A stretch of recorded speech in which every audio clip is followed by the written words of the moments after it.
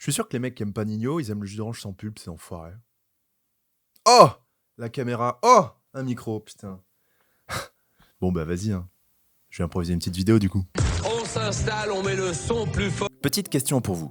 Quel est le point commun entre Leto, Zola, Dahuzi, GLK, Medine, Lino, Seth Gecko, Youssoupha, Os Copperfield, Yaro, Capoin, Tito, Alivor, Faouzia, Griff et même Sergi Baka? Et ils ont tous eu leur première certification dans un feat avec Ninho. Bien sûr, quand je dis terrasser le rap français, je parle de terrasser comme Ali avec Foreman en 74, comme Zidane à chaque fois qu'il croise le Brésil en Coupe du Monde.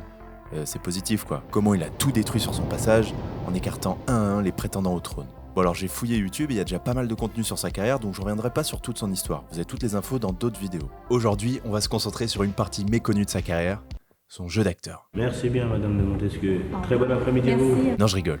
On va se concentrer sur le bouillon de sa carrière, le pur jus. Le moment décisif où tout s'est joué. Quand il a fait all-in sur la table du rap français et que tout le monde l'a suivi. Le moment où il fait 20 feats d'affilée sans en perdre un seul. Même si Youssoupha et Niro rigolent quand je dis ça. Ensemble, on va revivre les années 2017 et 2018 de Ninho comme si on y était. Si tu les as vécus, tu vas kiffer. Si tu les as ratés, tu vas comprendre pourquoi Ninho est Ninho. Comment il a pu passer d'un rookie exaltant de 20 ans, très fort en freestyle, à un mec qui a réussi l'exploit, parce que c'en est un, de titiller Nekfeu et PNL avec Destin en 2019. Le même mec qui l'idolâtrait, soit dit en passant, 1 an et demi avant. Ouais, Nekfeu, franchement, j'y croyais pas trop à la base. Juste avant de commencer, pour les fans de NI, je vous propose un mini concours. Vous avez juste à me donner votre album préféré, et moi dans 3 semaines, je tire au sort un chanceux, et je lui envoie directement dans sa boîte aux lettres. Voilà. Bref, abonne-toi, parce que pour l'instant, il y a moins de monde ici que de personnes qui habitent à Lorient, et c'est un peu vexant. C'est parti. On est dans le ghetto, je suis né à l'hosto, loin des stupes et des idées stupides. Vas-y, viens, on discute. Oxmo Puccino a dit un jour que c'était du son qui s'écoulait dans ses veines en BPM, et je pense que Ninho aussi. Pour preuve, voici son papa.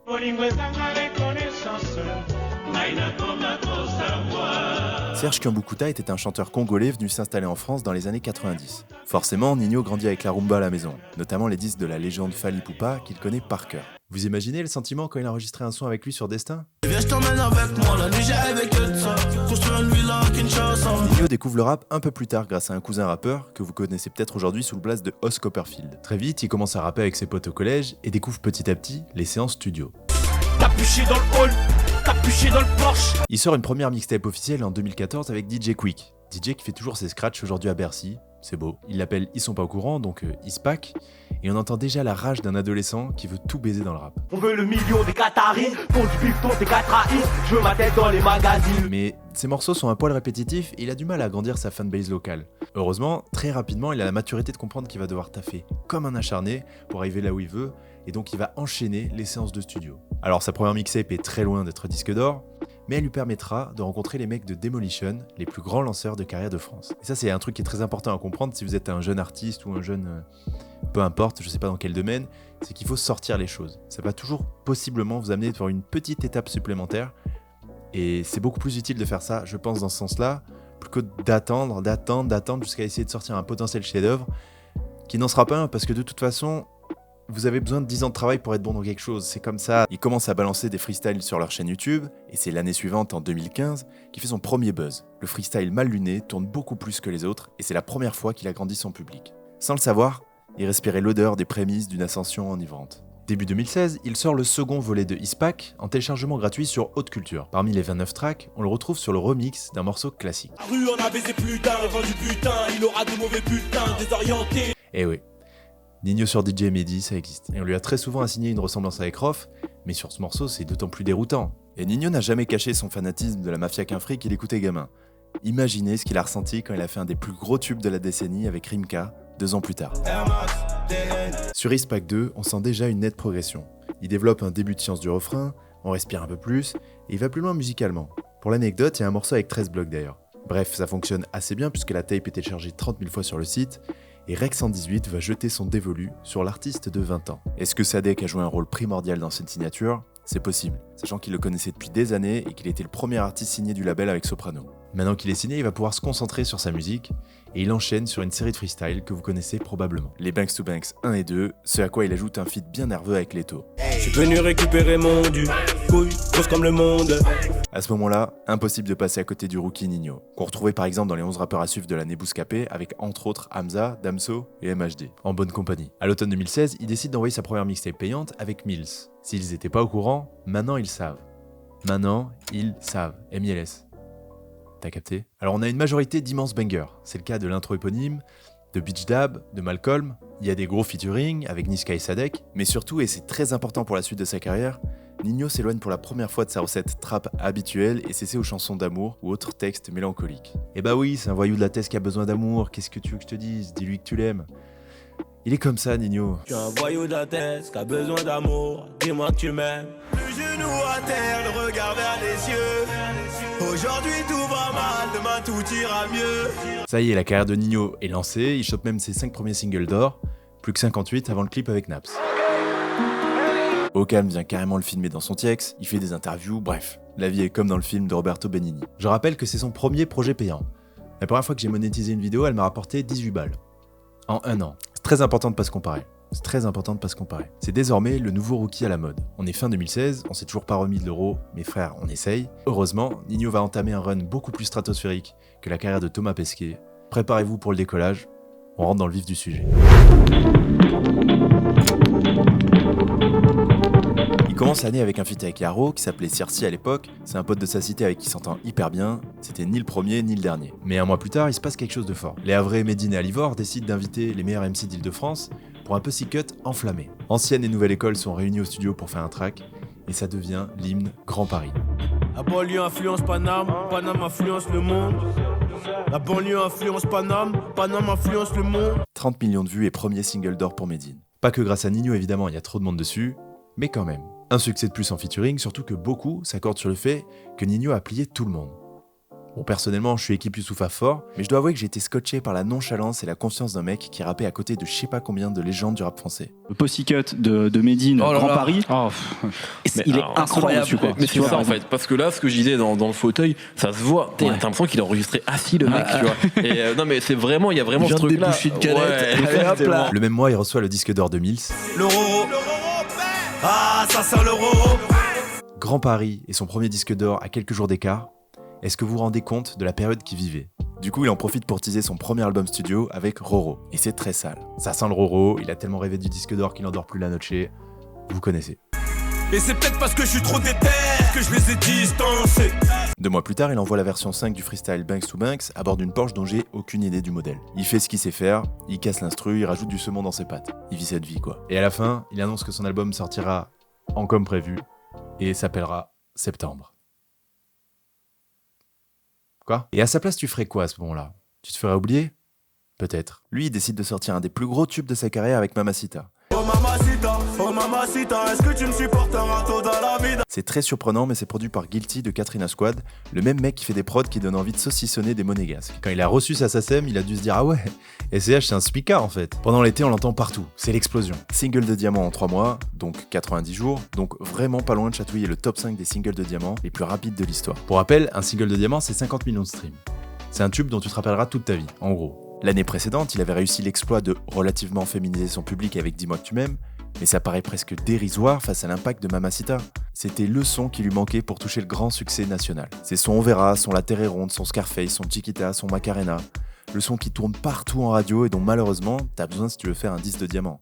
Si t'en veux un d'ailleurs, t'es obligé de plaire aux filles. Demande à Nekfeu, Damso, Relsan, Booba, Niska, Ninho au PNL, t'emmèneras jamais ton CD plus haut qu'un double platine, alors ce qui est déjà énorme je précise, si ta musique est strictement viriliste et agressive. C'est un sujet bizarre à traiter parce qu'on peut me dire « Attends, n'importe quoi, les filles aussi écoutent Frisk Orleans et Caris ». Bien sûr, il y en a plein. Mais si j'avais accès au stade de LMF, je suis sûr qu'il y aurait moins de parts de filles que sur un disque de diamant genre Ipséité, Destin ou Les Étoiles Vagabondes. Pas besoin d'être un grand génie pour comprendre ça. On vit encore dans un monde genré et peut-être qu'on doit en sortir. Mais là, c'est pas la question. Bref, le clip culmine à 142 millions de vues aujourd'hui, et je suis sûr que dans 20 ans, il passera sur Nostalgie et on dira à nos enfants « Tu vois Tristan, ça c'était un tube. Pas comme ta K-pop de merde là. Putain, t'es tellement moche, mec. » C'est sûr, tu vas finir rappeur de la New Wave. Après ça, c'est le moment que choisit Ninho pour enfin se reposer. Bah non. J'arrête avec cette blague en fait parce qu'il va pas se reposer jusqu'à destin. Il envoie le clip de Chino tourné en Martinique. Chino en référence à un motard que je connais pas du tout mais qui a beaucoup d'abonnés sur Instagram. D'où les 72 Yamaha en Y dans le clip. S'il nous faisait danser avec Mamacita, cette fois il nous rappelle que c'est un des meilleurs rappeurs de France. La juge est mal baisée, donc elle est vraiment sévère. Amnésia pour m'apaiser, on m'a conseillé de me mettre au vert. Il est sur son nuage. Fils de procédure, au bisou, au barbeux. Tout se passe comme prévu et il lâche enfin la date de l'album. Il sortira le 8 septembre 2017 et ça va chier. C'est moi qui te le dis mon pote. En même temps, je suis 5 ans après. Bon, vu l'engouement, on savait qu'il allait scorer, mais pas à ce point. On tombe dans de l'absurde. 47 000 ventes en première semaine. Disque de platine en moins d'un mois. Et bientôt, triple platine en stream. Merci Mamacita, merci Nekfeu pour ton couplet, merci la dizaine d'années à rapper tout seul dans sa chambre, les heures de studio et le charbon. Je trouve cet album excellent. C'est une grosse pièce des années 2010 du rap français, et pour les 4 personnes qui l'auraient jamais écouté, allez-y les yeux fermés. Une semaine après la sortie de son album, on le retrouve sur celui de son grand frère Sadek, et hop, un tube de plus et un single de diamant. Bon bah, si c'est cassé, il peut plus réparer. Détaillé, redétaillé, voyez les œuvres là sur le tailleur. Il sortira les clips des feats avec Sofiane et Os Copperfield, et celui de Rose pour continuer à défendre son album. Et Rose, c'est vraiment un son de fou. Ma chérie voudrait que je lui offre une rose, rose. Mais tout ce que j'ai à donner, c'est une dose. C'est mélancolique et c'est la voie vers laquelle il se dirigera de plus en plus pour la suite de sa carrière. Brice Bossavi, à qui je lâche un SO, l'a dit dans un épisode de No Fun, à cette époque-là, dans le rap français, plus t'es connu, plus t'as du succès, plus t'es triste en fait. Avec comme prévu, Ninho complète désormais toutes les cases du rappeur mainstream. Il te donne toutes les émotions et il a encore la dalle. Beaucoup d'artistes se seraient dit « Waouh, c'est bon frère, triple platine, on s'arrête là ». Mais pas lui. Il veut devenir le numéro 1, le chef du rap français. Et il en a jamais été aussi près. Petit à petit, l'album de Ninho deviendra l'un des 8 disques de rap français dont absolument tous les titres sont certifiés. Et dans les 7 autres, on retrouve Destin. Évidemment. Bon alors j'ai pas eu le temps de terminer le montage que Réfé a rejoint ce club. Ninho possède donc un tiers des 9 disques dont tous les titres sont certifiés dans l'histoire du rap français. Bon alors l'histoire du rap français c'est depuis 2016 et le streaming, hein, mais quand même. En novembre, on le retrouve sur Repro 3 de La Crime et c'est l'hiver donc pas question de nous faire danser. On les rafale Hanani. Je l'ai mené ici dans mon lit. On les rafale Hanani. Pour mes ennemis. Ce couplet clôture une année chargée. Il a changé de dimension en passant d'un mec presque célèbre à star du hip-hop. Ses rêves les plus fous sont désormais sa réalité. Il est devenu celui qui rêvait d'être, celui qui aurait aimé être hier, mais enfin pas demain tu me suis. Non, personne te suit Nekfeu, t'es chiant. Maintenant qu'il a tout baisé, c'est encore plus qu'avant le featuring à la mode. Absolument tout le monde veut son pack couplet plus refrain de Ninho. Tous les rappeurs veulent leur single d'or pour flex sur Instagram. Et c'est ce qu'on va voir en 2018.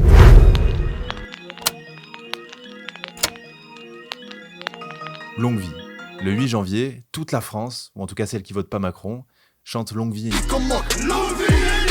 C'est le second extrait de l'album Affranchi de Sofiane et c'est un putain de tube de rap. Longue vie, Kounia Mamao, GP et Cascaray, ta grand-mère la pute en string, triple platine en stream. Et Ninho prend tout le monde. 2 contre 1, mais rien à faire, le 93 est à terre. Après autant d'années à subir sa suprême domination, c'est l'heure de la vengeance pour l'Essonne. C'est que son couplet sur Longue Vie, où quand même il a mis à l'amende Fianso et Arrête la Frappe, qui sont 2 excellents rappeurs, ça se voit que c'est facile pour lui en fait. Et je vais très souvent vous rappeler son âge à partir de maintenant. Il n'a pas encore 22 ans. En mars, il sort son premier feat avec MHD pour la compile Game Over. Ça court vite, j'ai vu dans un reportage. Puis Evan Barkzel avec Leto. Je me sens comme Evan Barkzel. Et c'est très agréable d'avoir enfin regardé The Wire parce que du coup, j'ai la ref. Mais surtout, le 28 mars, il se produit à l'Olympia. Une salle où a joué Edith Piaf et Johnny. À 21 ans, bordel. À cet âge-là, j'étais en dépression parce que j'étais en gueule de bois 5 jours sur 7. Bon, après, c'est le destin. Bon, 21 ans, c'est pas mal, mais c'est quand même 8 ans après Priscilla. Qui peut l'attester? Personne, en fait. Pendant que la salle est en feu, il balance un titre inédit, Coffret, qui annonce la sortie du second Mills 2 jours plus tard. Je peux pas m'arrêter là, j'y pense depuis petit. Je peux pas m'arrêter là, j'y pense depuis petit. Il l'a fait Nekfeu, l'enfoiré. Bercy. C'est une mixtape, donc, forcément, il y a beaucoup de rap. L'intro, c'est 3 minutes d'un volcan en éruption. C'est choquant de rapper aussi bien, en fait.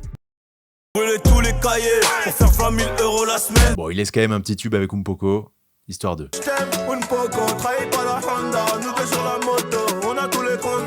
Disque d'or en 10 jours, platine en moins d'1 an, normal quoi. À ce moment-là, il y avait un théorème de Ninho. C'est un théorème de musique qui affirme que à partir du moment où Ninho pose sa voix sur un morceau, c'est un succès. Tout ce qu'il touche se transforme en or. C'est pire que Didier Deschamps. En mai, on le retrouve sur le second album de NASA et on va faire la bringue jusqu'à midi. Mais jusqu'à midi, pas plus.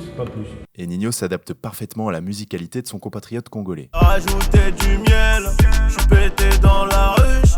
C'est l'été, c'est la bringue, c'est 2018 quoi. Mais c'est rien par rapport à ce qui va arriver. Parce que la suite, c'est le mois de juillet 2018, et depuis que les mois ont été inventés, aucun n'a été réussi plus que celui-là, selon une source proche du dossier. C'est un moment hors du temps. On est dans le track 10 de Lithopédian. On est dans les nuages, sur les champs. Selon l'INSEE, aucune dépression n'a été déclarée entre le sprint de Mbappé et le 1er août 2018. Penalty. Tous les psychologues du pays sont à 2 doigts de devenir boulangers ou conseillers à la Fnac. Je rappelle les faits. On fait l'amour à l'Argentine, l'Uruguay, la Belgique, Thibaut Courtois et la Croatie en 15 jours. Nino, en bon pote, va donner un tube à son pote Yaro avec Bucci Night 2 jours avant la finale. Sur le bâtiment, y'a l'hélico.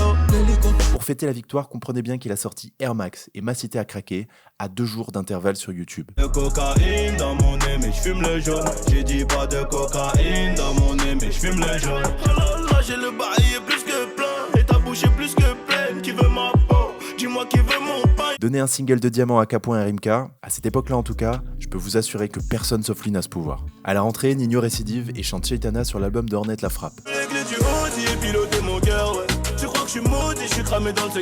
Rien de révolutionnaire sur le texte, mais c'était pas le but. Par contre, ça fait un single de platine de plus. Ensuite, il se calme un peu sur les Zumba et fait un remix de La Lettre de Lunatic avec Dausi.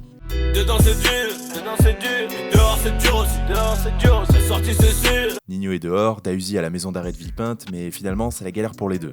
Bref, 25 millions de vues, un single d'or, plat du pied, sécurité, Macron je te déteste, mais Marine encore plus. En octobre, Nino apparaît sur l'album de son collègue de Rec 118, Julius, et on découvre une belle alchimie entre les deux artistes. C'est le seul featuring du disque, et quand on sait à quel point SCH le prenait au sérieux, c'est assez symbolique. Évidemment, j'imagine que Rec 118 a dû pousser pour l'amour du stream, mais je trouve que Nino s'emboîte parfaitement dans l'ambiance. En plus, le mec fait un couplet conscient, donc c'est parfait. Ils veulent pas que ça brûle comme en 2005 pourtant. Il faut les mêmes erreurs, la coco est pure à 90%. Alors j'ai une mini anecdote par rapport à ce feat. Le 31 janvier 2019, j'étais à l'Olympia de SCH, et c'était excellent. Et au moment où Nino arrive, il y a un bruit, mais phénoménal. Limite, plus que pour SCH, c'était bizarre. Sauf que au moment de faire son couplet, son micro n'a pas marché, du coup c'était juste 1 minute très gênante. Ce moment qui était censé être incroyable, il est devenu juste un peu gênant. Et c'est trop con parce qu'ils auraient pu s'en rendre compte, rigoler et repartir, refaire le son avec un autre micro. Mais je sais pas, ils ont fait genre comme si tout était normal et il s'est cassé. C'était hyper bizarre, on dirait qu'ils s'entendaient pas du tout les deux ensemble. Mais voilà, donc fin de l'anecdote qui était pas terrible. Mais elle existe. Nino finit son année avec 2 mini-tubes, le premier avec GLK, un artiste du 93, et j'adore le morceau, surtout le refrain. Dans le bloc sa mère, ouais, pété comme Bob Marley, hey. Dans le bloc sa mère. Et comment mieux terminer ce sublime run qu'avec un premier feat avec Jul sur La Zone en personne. Bon, perso, il m'a pas marqué, je trouve largement moins bon que les deux qui sortiront en 2019, Tell Me et Jusqu'à minuit. Je vais les visser, jusqu'à minuit j'ai mis la cagoule, je roule sans mes pères. Et voilà, il y avait sûrement pas encore de feeling entre eux au studio. Voilà, c'est une première collaboration, faut un début à tout. Et tout ça, bah, je crois que c'est le destin. En 2 ans, tout a changé pour Nino. Même si, selon lui, tout se passe comme prévu, je suis pas sûr qu'il se serait imaginé aussi haut dans le rap français quand il était gamin. Déjà à l'époque, même les plus hauts n'étaient pas aussi hauts. Genre Bercy, t'avais pas grand monde qui le faisait, à la limite t'avais NTN ou Booba, et tu le remplaçais pas en 27 minutes. 2019 sera l'année du trône, qu'il partage avec Nekfeu et PNL. Impossible de dire vraiment qui est le numéro 1 entre ces 3 artistes, ou même Orelsan, même s'il s'éloigne de plus en plus du rap pour rejoindre ses copains Gims et Stromae dans la pop. Destin est un album exceptionnel. Tous les titres sont des hits, tout fonctionne. Il rappe moins que dans le passé, et c'est normal, et il atteint un niveau immense de maîtrise. Il continuera de distribuer des singles d'or à ses copains, par exemple il trouve le refrain d'Elle est bonne sa mère. Elle est bonne sa mère, sur la piste. Et son couplet sur l'album de Zola est presque énervant en fait. On a tartiné jusqu'à 0 R à 16 ans au volant de la Mini Cooper. Finalement, Destin vient couronner une période de plénitude, une période où tout s'est passé comme prévu, sans accroc. La suite, c'est MILS3 et c'est la première fois qu'on va entendre beaucoup de critiques sur Nino, comme quoi ça serait redondant. Et j'ai pas envie de plagier Eden LZ, donc voici, avec son accord, un extrait de sa vidéo « Nino est-il le boss du rap français ?» Que les gens appellent la New Wave. La nouvelle génération rap qui est bien plus expérimentale. La personne qui illustre le mieux ça, bah ça serait sans doute Laylo. Et ces mecs-là, bah ils réalisent des prouesses super intéressantes, que ce soit au niveau artistique, visuel, musical, et c'est tout à leur honneur et ils font avancer les choses dans le bon sens. Seulement, il y a un truc qui me dérange un peu dans tout ça, c'est l'arrivée des auditeurs qui découvrent le rap et cette culture uniquement à travers des artistes comme ça. Alors il y a aucun problème de découvrir le rap avec Laylo, pas de souci avec ça. Juste, il y a des fois un mépris qui se se dégage de tout ça. Je m'explique. À travers certaines personnes, quand tu les entends parler, t'as l'impression que ces artistes-là, ils ont inventé l'eau chaude. T'as l'impression que d'après ces personnes-là, faire du rap de rue, ça serait à l'ancienne et que ça serait plus à la mode. Seulement, j'ai envie de vous dire, le rap, c'est ça les frères, et ça sera toujours ça. Faut respecter que, en majorité, il y a des gens comme moi qui aiment le rap bête et méchant. Juste ça kick et n'aiment la performance là-dedans en fait. Alors je comprends que ça puisse refroidir certaines personnes, que ça ne parle pas à tout le monde, c'est totalement compréhensible, mais les frères, mélangez pas tout. Et un peu de respect s'il vous plaît. C'est pas parce que un tel a fait du storytelling dans son album avec quelques interludes que le reste vaut plus le coup. Pour la plupart, on veut juste écouter du son. Si tu viens de découvrir le rap, c'est génial. T'as des tonnes d'albums à écouter le vendredi. Mais n'oublie pas que le rap vient de fêter ses 40 ans en France, bientôt un demi-siècle aux États-Unis, et qu'il y a une histoire avant ton rappeur préféré. Et Ninho s'inscrit complètement dans la lignée du rap français auquel il s'est bousillé toute son enfance. Et effectivement, il peut sonner redondant. Moi-même, j'ai pas du tout saigné réfé. Mais en 40 ans de texte, il y a très peu de chances pour qu'un rappeur vous raconte quelque chose que vous avez jamais entendu. Tout a déjà été dit en réalité. Sauf si t'écoutes à 2H qui fait des chansons sur les baises rapides. Il y a quelques années, il y a une génération qui a découvert le rap français avec Big Flo et Oli ou Nekfeu, et qui arrêtait pas de les comparer à Jul ou PNL. Et ne refaites pas les mêmes erreurs en opposant tout le temps Laylo à Ninho. Ou La Fève à Maes, j'en sais rien. Qu'on s'entende bien, vous écoutez ce que vous voulez. Personne n'a quoi que ce soit à dire là-dessus. Voilà, par exemple, j'écoute très souvent FaceTime de Mr V, et qu'est-ce que tu vas te dire? Rien. Mais par pitié, ne tombez jamais dans le mépris, et encore moins le mépris de classe. Même s'il est inconscient parfois. Voilà, désolé de vous faire la morale, j'arrête là. Et je pense en plus que si je dis ça, c'est parce que je traîne beaucoup trop sur Twitter, où il est un peu critiqué.